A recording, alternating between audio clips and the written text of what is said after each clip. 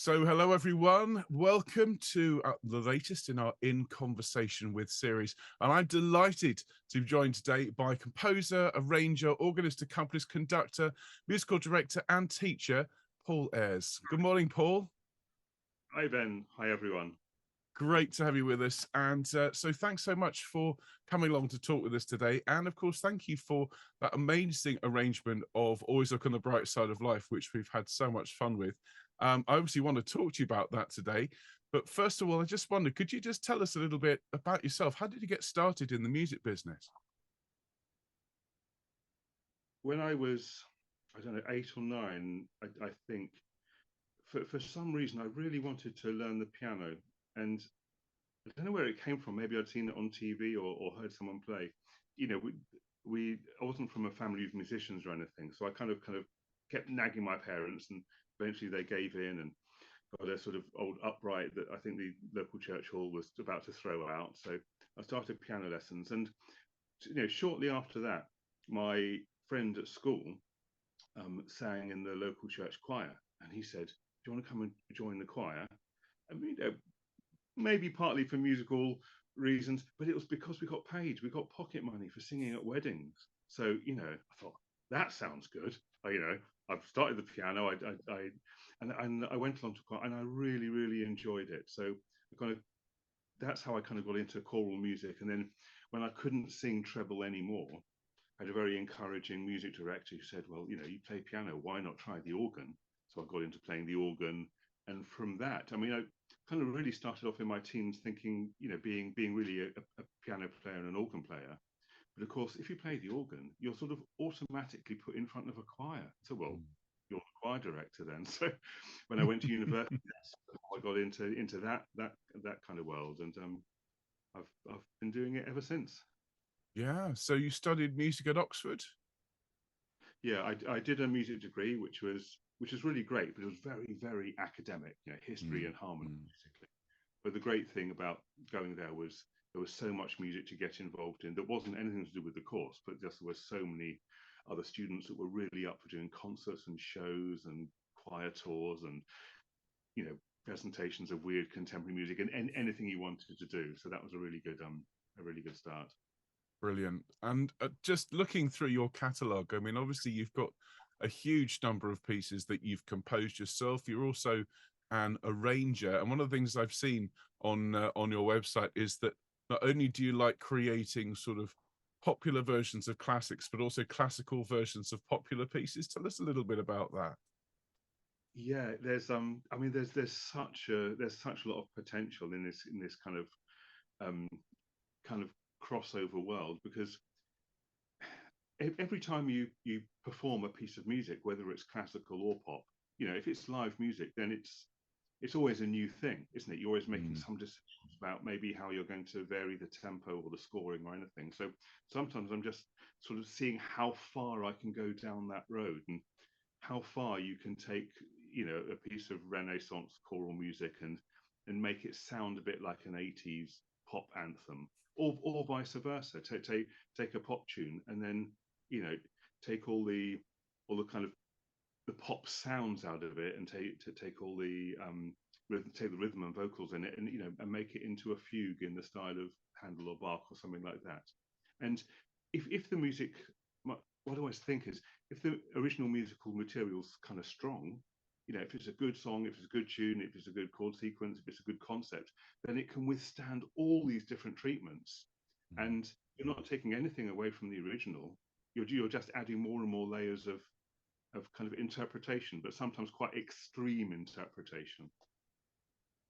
Well, having recently taught and conducted Always Look on the Bright Side of Life, it's very clear that you've taken what was a relatively simple song and just blown it up to grand proportions. But before we talk about that, I do just want to touch on one particular piece that you wrote back in 2020.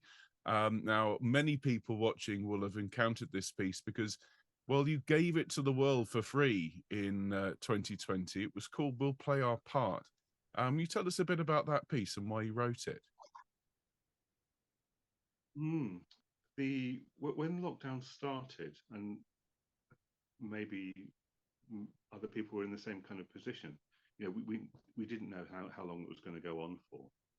And actually, when everything kind of closed down, I have to confess, one of my first thoughts was, oh wow, this will be like a sabbatical. I can write all these songs, because a couple of months of not having any concerts and rehearsals to prepare for. I kind of looked at it in quite a positive way, even though lots of negative things going on in the world. Of course, I think it went Mm, longer and longer. The kind of sheen wore off. But I'm always really up for writing new music, and I've always got tunes going around my head and ideas going around my head. And sometimes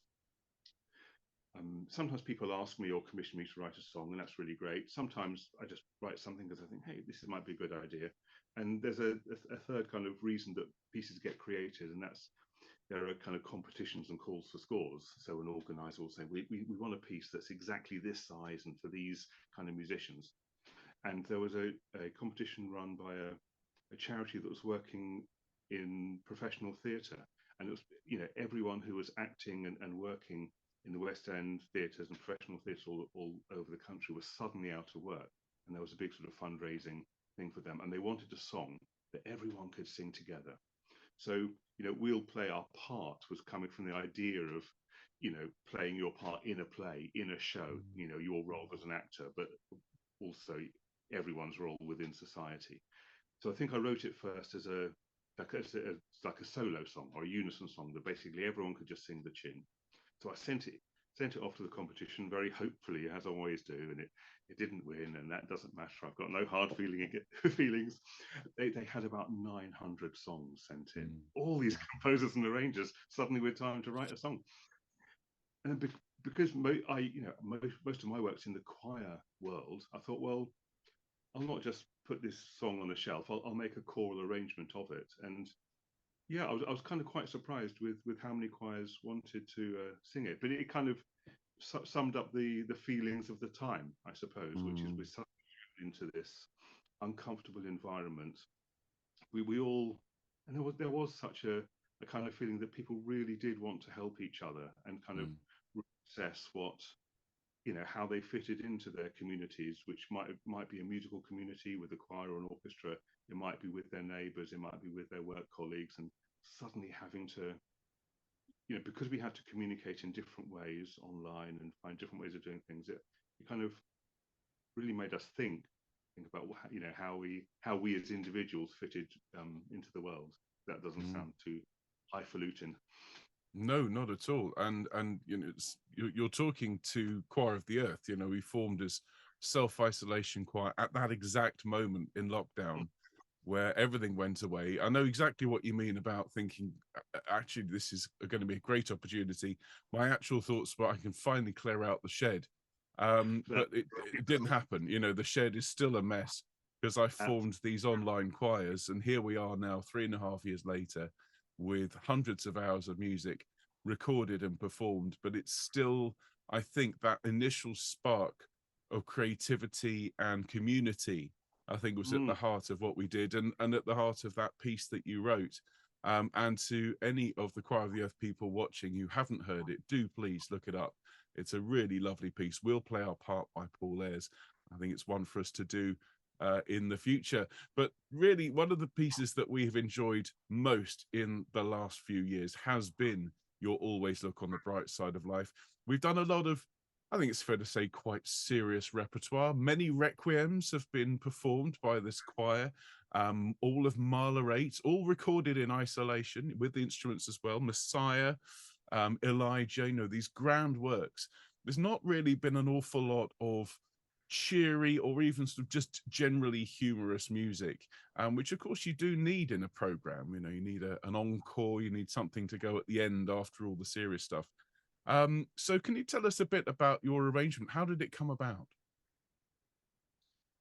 this arrangement was written for someone's memorial service, and that's happened quite often actually, Mm, and at weddings as well. Sometimes people or family have a particular song that's really meaningful for them, and they don't want to just play the record or have maybe a solo singer do it. They kind of, because there's going to be a choir there at the service anyway, they want a choral version of the song. So that was how this particular arrangement came to be, and it was while I was organist at St George's, Hanover Square, and they've got a professional choir there. So I thought, great, I'm going to really enjoy writing this. And I mean, like you and like everyone watching, I guess, I love the requiems and the classics and this kind of great tradition of choral music. But you're absolutely right.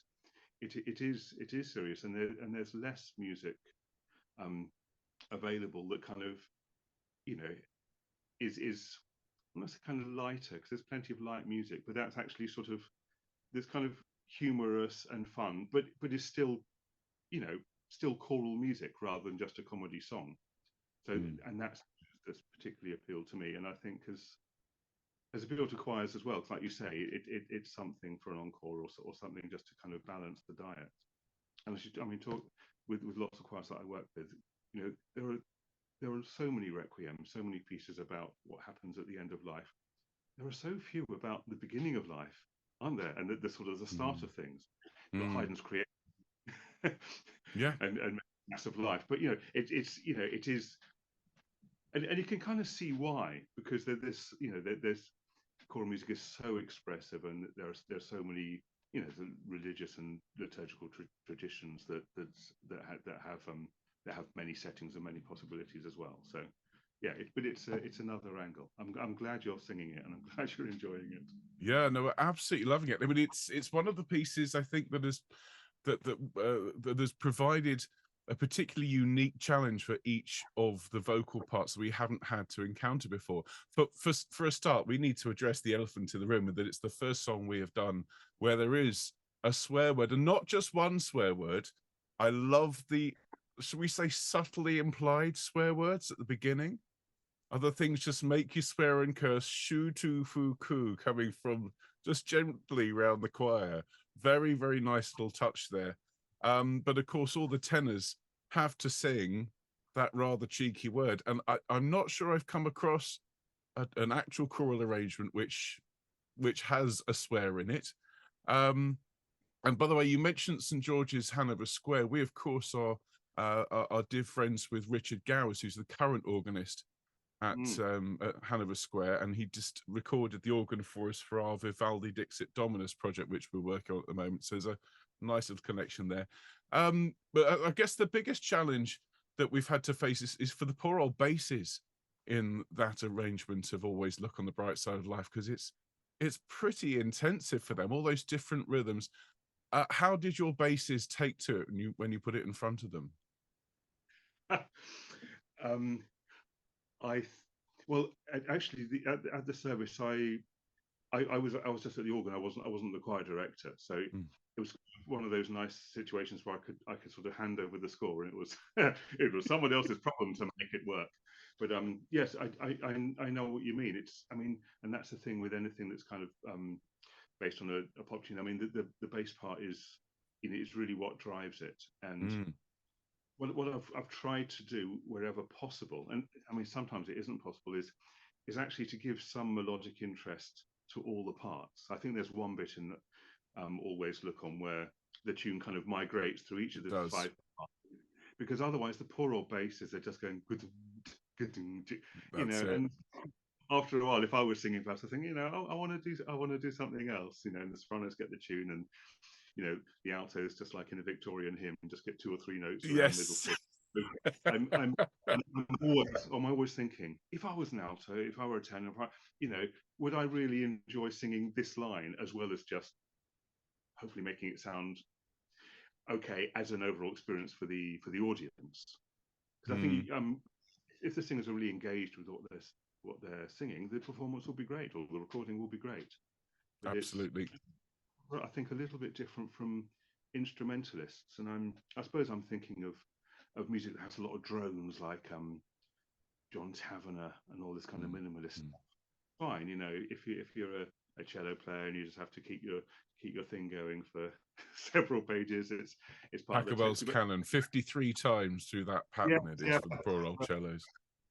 But as a singer, you are investing your voice and your sort of personality, your soul. That's actually part of what you're giving as well. It's not just the notes, is it? Or not even just the notes. So it's something for everybody who's taking part. Well, I know that particularly those inner voices, particularly the altos, bearing in mind that we taught it in a kind of collection of pieces, a rather eclectic mix, actually. Jesus, Joy of Man's Desiring, which has, I think, a total of about 3 notes for the altos, most of them G. A lovely setting of the Gounod Ave Maria over that lovely Bach prelude. A new piece by Martin Palmieri, who composed a marvelous Latin tango mass called Missa Tango. He actually completed the Lacrimosa from Mozart's Requiem for us. So it's a Lacrimosa tango, which I promise you is fantastic. And then your piece, and the fifth column of our first month was John Cage's 4 minutes 33. So you've got everything from the extremes of classical tradition through to your music, and then 4 minutes 33, which to say it was a controversial month is a massive understatement. But the piece that people kept saying that they loved and absolutely loved was, of course, Always Look. And the thing that I didn't quite appreciate before we started the course is that, of course, those of us here in the UK know this song very well. It's sort of baked into our cultural identity, not just from Life of Brian, but it came back. It had a resurgence in the 90s. I don't know if you remember, but it was #1 for something like 14 weeks. And then, of course, it was played at the end of the Olympics in 2012, along with, interesting, One Day Like This, which we were quickly talking about. So there's a lot of British identity tied up with this song, but quite a few of our singers from around the world, in the States, for example, didn't know it. And so, of course, your arrangement is the first time they'd heard the piece. And one of the things that delights me about this lovely music we do is when people write to me in a somewhat complaining tone going, it's a great piece, but I can't get out of my head. Now, of course, always look on the bright side of life. It's not just one earworm, there's two, because you've got the tune and you've got the whistle. So you are partly responsible for a whole load of people in the USA walking around whistling that tune and terrorizing their neighborhoods. So well done. That's really great to know. And of course, it's a popular football chant, isn't it? I mean, if you're on the losing team, then it's, and it is this kind of real sort of British deprecating kind of kind of shrug and not taking things too seriously. But actually, the in the Life of Brian, the spoken introduction where this is introduced, and of course, and it's hard to remember to maybe in today's culture, but how controversial that film was, and it was bad not to watch it. It was terribly blasphemous, and it was, let alone like the swear word in the choral arrangement. It's funny how society seems very different now, and what's acceptable from when the film came out, and and the fact that this was sung, by the 3 people on the cross being crucified. Actually, the way they introduce it is, one of the other people on the cross is saying, when you come into life, you have nothing, and when you leave, you have nothing. So what have you lost? Nothing. Nothing. And yeah. In the so and it's kind of it's in its Monty Python, it's satirical and everything, but actually there is this kind of real truth, I think, in that. There is. And that's if you put that in a different kind of form of words, that could be the text of some kind of requiem that draws on Christian and Buddhist and all sorts of religious traditions. And again, it's absolutely like this kind of mixing up of styles, mixing up something that's really, really serious and religious with something that's really light and that can have a joke in it as well. That is appealing. Yeah, worst things happen at sea is the line, isn't it? And you mentioned earlier on, it's really interesting, the Delius Mass of Life, which is a piece we actually know really well. We're actually in the process of just finalizing the mix on an epic year-long project to record the Mass of Life along with the Bergen Philharmonic with Sir Mark Elder conducting, and that's going out in 3 weeks' time. And I love the fact that, of course, we've got the Rutter Requiem going out in 2 weeks. That's recorded and ready to go. We've got the Mass of Life, and we've got Always Look on the Bright Side of Life, all happening all within the space of a few weeks, which I think is a really nice sort of way of covering all of course 4 minutes 33, which is a meditation in itself.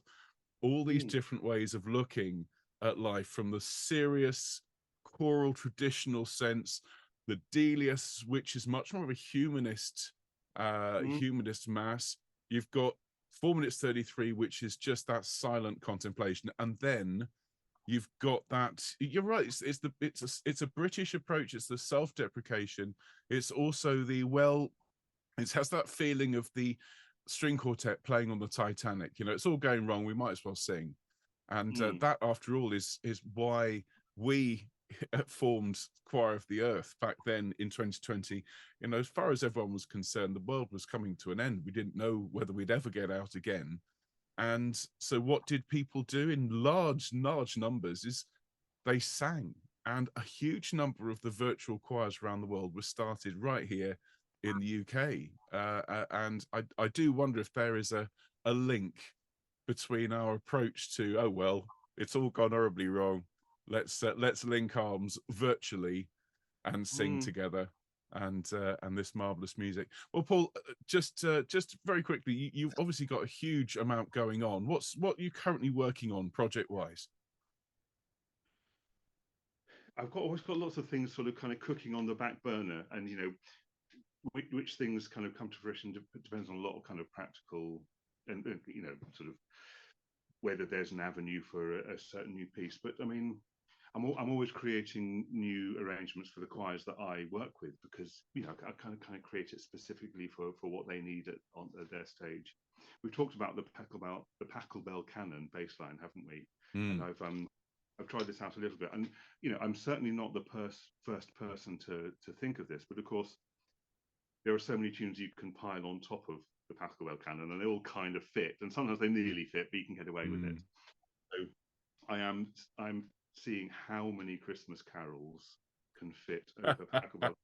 If you squeeze them and change the keys and my aim is every Christmas carol, whether I'll get all of them, but lots and lots of them, all kind of simultaneously there.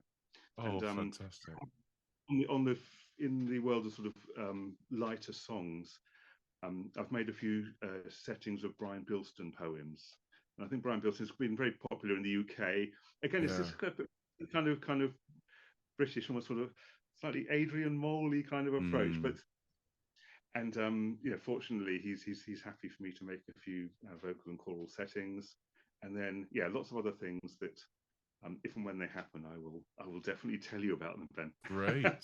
I'll tell you what, I think I can speak for my colleague Mark, who would be here today, but he's sat in that very British way at Wimbledon in the rain. You can always hear, always look at the bright side of life at the moment. But I know he'll be very interested in the Pachelbel canon with every Christmas carol possible on top. So when that's done, do let us know, and we'll teach it to Choir of the Earth. Paul, such a pleasure to finally meet you. We've kind of been in touch over email for years, and I've of course performed a lot of your music, but it's a genuine pleasure to chat with you today. I know that the choir would like me to thank you, not just for your time, but also for that brilliant arrangement of Always Look on the Bright Side of Life. When it's done, which will be a couple of months yet, because the choir are going to record it all individually on their phones, all to the guide tracks which we've created. And then our engineers are going to mix it all together to create one sort of ultimate performance. But when it's done, we'll let you know, because we put the concert out as a live experience, and we'd love it if you come along, if you're available, and be there in the YouTube chat to meet everyone. Would you be up for coming along?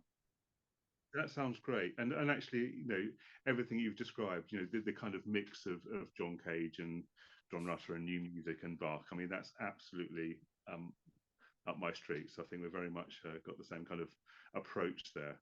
Great to meet Brilliant. You too. Thanks so much, Paul. See you soon. See you, everyone. Bye.